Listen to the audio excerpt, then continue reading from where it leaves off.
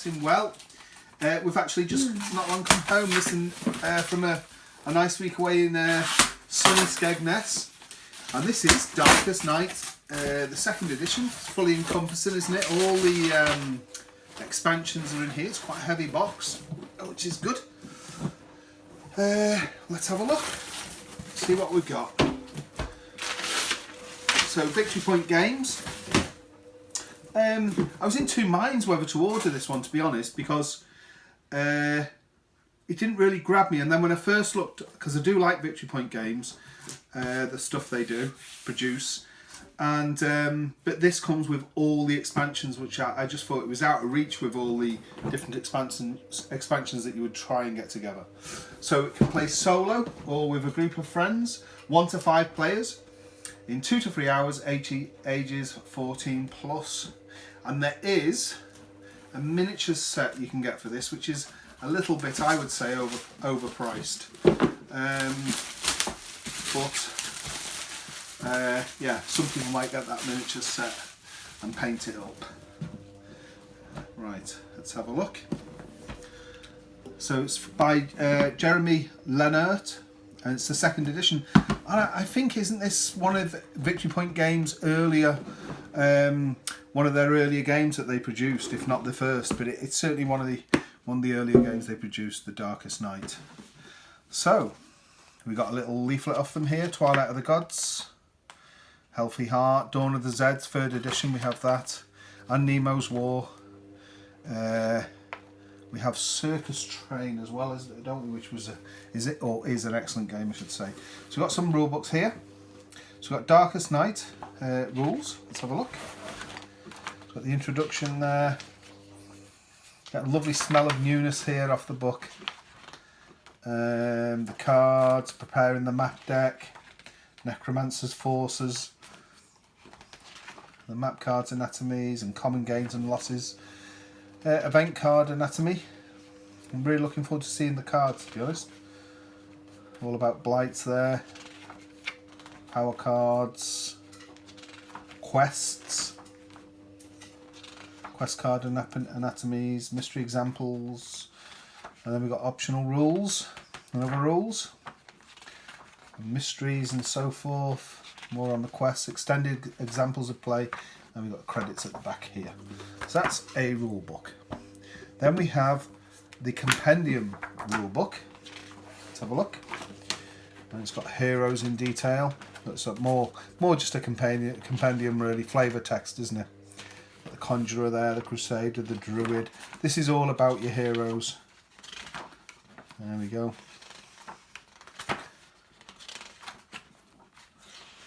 There we go. There we go. And then it's got more about artifacts in detail, blights in detail, and darkness cards in detail. There we go. So that's the compendium. Here we have a player aid sheet of items and other search results and about the Necromancer. And all the different blights there. It's quite handy. Might photocopy that and make a laminated sheet and corner around it. Punchboard sheets. I really do like the quality of the punchboard sheets from Victory Point Games. Certainly the stuff recently. I mean, the punchboard sheets in Dawn of the Zeds is awesome. I just really like the quality. Nice thick compressed card, good stuff. Lots of it's dark, but it's also colourful, isn't it? The actual little cards here, punchboard cards. So that's 4 of 4. We've got a sheet here with a lot of standees on. That's 3 of 4. There we go. So are they all the heroes? I think so. Plenty of them. Which I say you can get a miniature set for. And here we go. 2 of 4. Makes me. I think it's quite funny, these proof of purchase tokens. Does anybody, Fancy Flight do it, don't they? A little square token. I've never seen a purpose for them, or has anybody actually used them for anything? Maybe they have, but if they have, please comment on that, because I've never seen anything for that. I know, they got to fill in the sheet. They may as well put something there, but it's like, honestly, there's my proof of purchase. I purchased it. So it just seems a bit daft that they have those things. Again, there's your other punchboard sheet. Now we've got the fourth punchboard sheet here, which is 1 of 4. There we go. Very, very nice indeed. We have the game board here, and this is quite unusual, this game board, in the fact that, you know what, there's a lot of weight in that box still. So I think it's all cards, isn't it? A lot of cards. Same sort of finish as Dawn of the Zeds. You can play, if you're playing on a small table, with just this side of the board. And then I guess all your bits and pieces will go on here. I don't think it folds right over, does it? I'm not going to fold it over till I know it can. Can it fold right over? Surely it does. Oh, it does. There we go. So you can play, if you push for space, you can play on this small board here, just by folding it over. Or if you're not pushed for space, you can play on the large board like that. Which is quite neat, isn't it? There we go. About the board, Darkest Night, yeah, looks alright, doesn't it? It's got come quite neat. It doesn't pull me in, the board. But, you know, seems quite good. There's not really spaces on it, is there? 1, 2, 6, 7 spaces to go to. But we'll see. It's supposed to be an excellent game, so it'll be interesting to see if it is. Now, we're looking here. A ton of standees for all them standee tokens. Standee bases, I should say. And they're nice clear ones, which is good. Do you see how one works? Let's have a look. Let's get out Valkyrie, or Valkyrie, and place one in. Oh, and it goes in. That is really good. It goes in without scoring the card really at all. It's a nice smooth, but actually does grab it well. So they are excellent standee bases. There we go. We've got a Necromancer here. Have a look at him. He's definitely going to get painted up. Yep, so he's the bad guy. There he is. Oh, he's a bit, look at him. He's a bit messed up, isn't he? Look, see, his base is all over the show. I shall try the hot water treatment on him and flatten that base out because that is extremely poor. He hardly stands up, look. His base is just wavy as hell. So, yeah, we'll try and straighten him up. Got some purpose dice for the game here. Let's have a look. They're very nice, aren't they? Excellent dice. Yep, D6s, but unusual. Really nice. Few decent Ziploc bags. We've got character sheets here. Plenty of them. Have a look. I shall round all the corners on these. Ample quality. Bit like you would find in Descent. Maybe a little bit thinner than the Descent ones from Fantasy Flight. But roughly about the same size, I would say. So here they are with the characters. Acolyte, Alchemist, Bard, Channeler, lots and lots of them. Conjurer, you can see tons of them, tons of choice. What else? Card decks, lots and lots of card decks. Got quest cards here, search parties, some of the artwork there. Lots of card decks.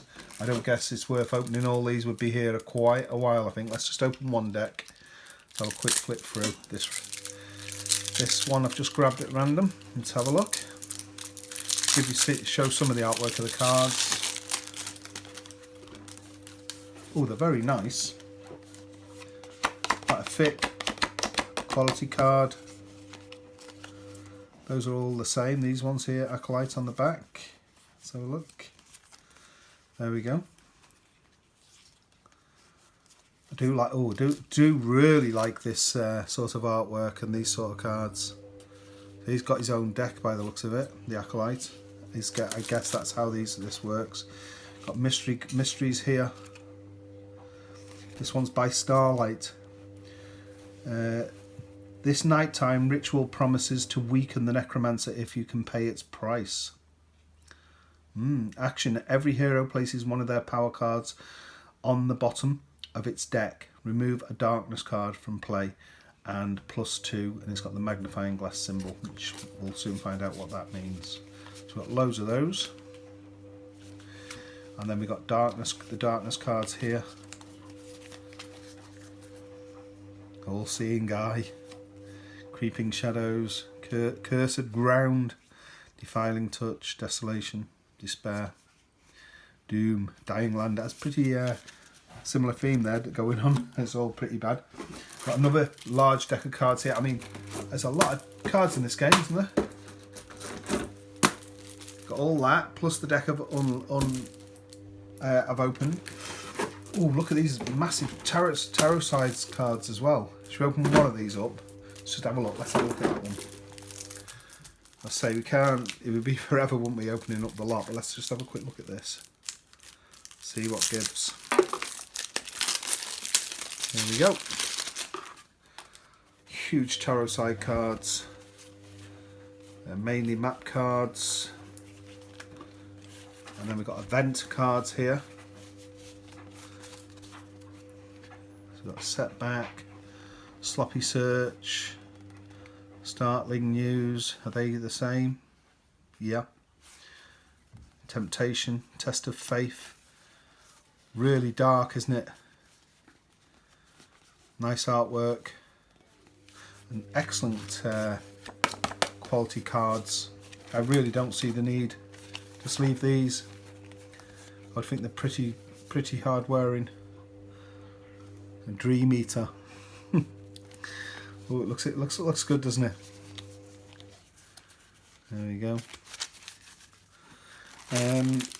Map cards here. Let's have a look. That we just unlocked. Or unopened, I should say. There we go. Just map cards. Find out what they do in the game. So yeah, it's all about. I'd say it's all about the cards, isn't it? That's where your main stuff is. And of course, you can get a miniature set for all them standees as well, if you so wish. Decent insert. Strong insert to be honest as well. So there we go. There's many more cards to go through there, but it'll be a while. I'm glad to report it took literally 30 seconds to sort him out. You should have seen probably the base was as wavy as hell. Being the Necromancer, hell's quite apt, really, isn't it? And his staff here was all over the show as well, or this that he's got here.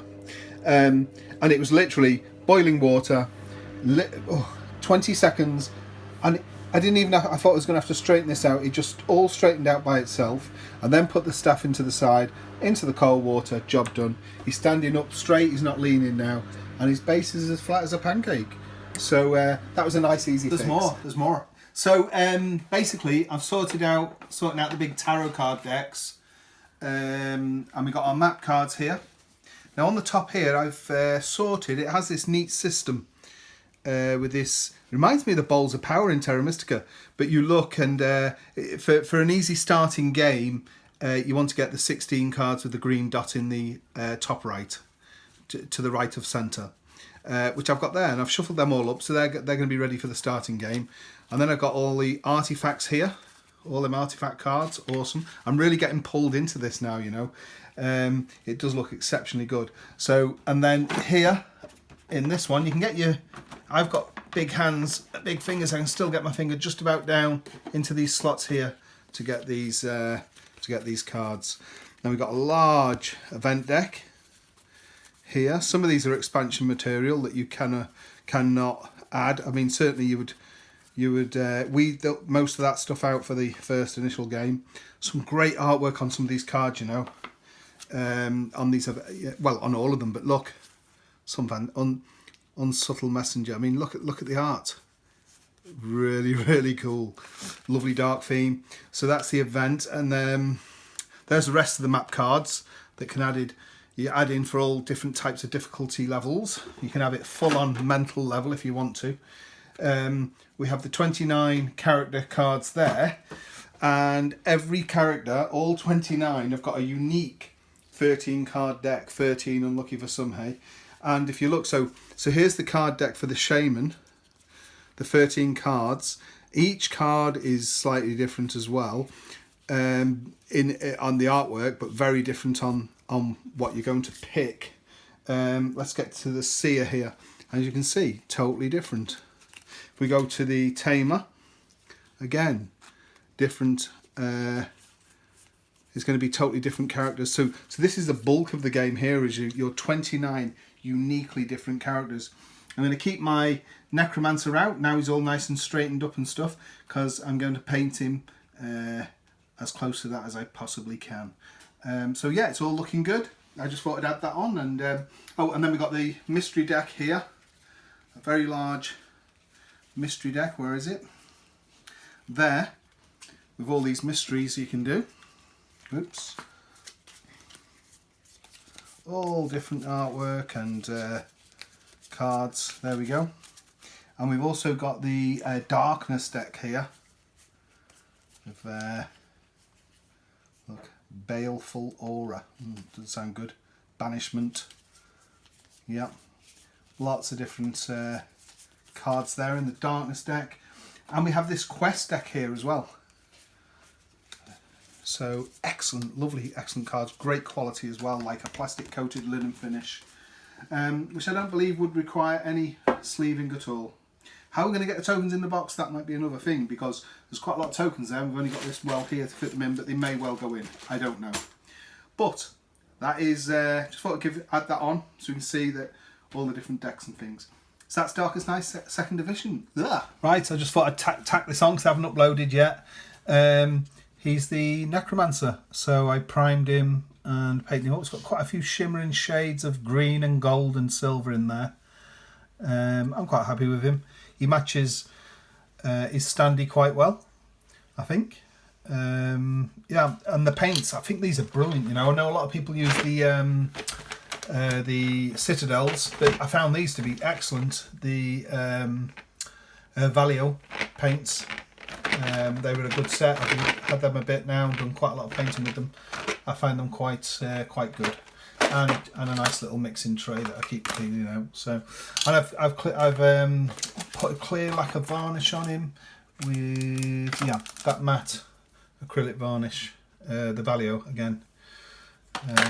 So yeah, there we go. So that's the Necromancer painted. So if I get the miniatures set, which it might happen, then there'll be quite a lot more painting to do.